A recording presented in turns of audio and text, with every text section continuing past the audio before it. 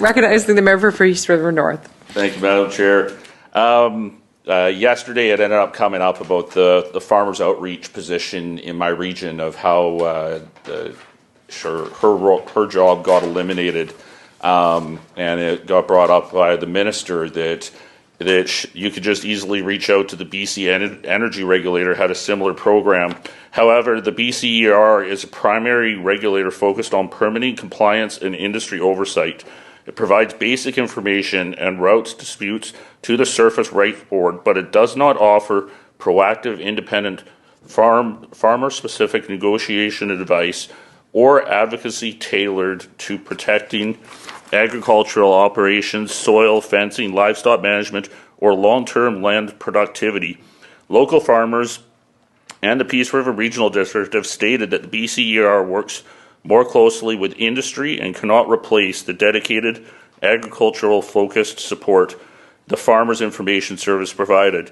With proposed wind farms adding new pressures on Peace River North farmland, why eliminate this independent farmers' outreach support, and what specific comparative alternative with dedicated funding and agricultural focused expertise exists in your ministry budget for landowners in my riding? And I'll add right now, I had to deal with an abandoned oil lease on my property. And right now we're having to deal with wind turbines. Just wait until those get abandoned and you have a giant concrete pad sitting in your field. What is the government going to do to help you in that scenario?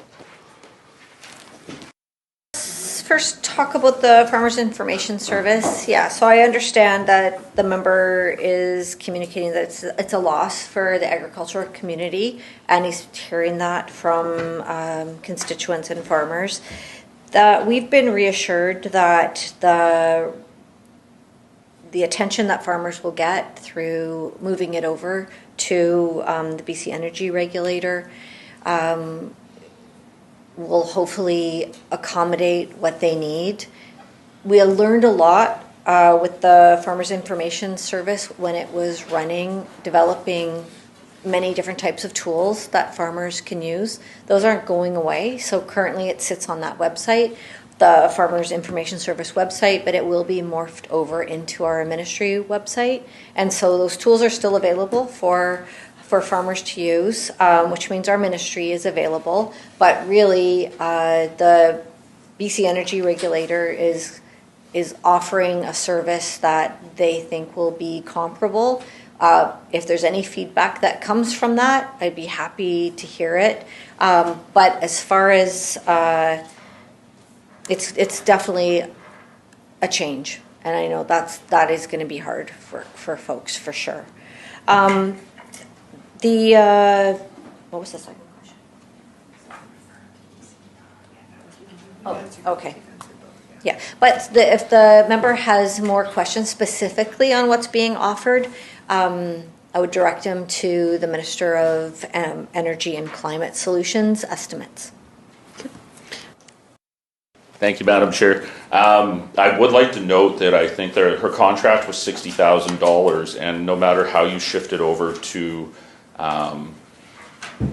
the energy regulator, it will not be as efficient as that. It will end up costing more money, so it just doesn't make sense to try and shift over those services to another sector when she was already offering those in a very efficient manner.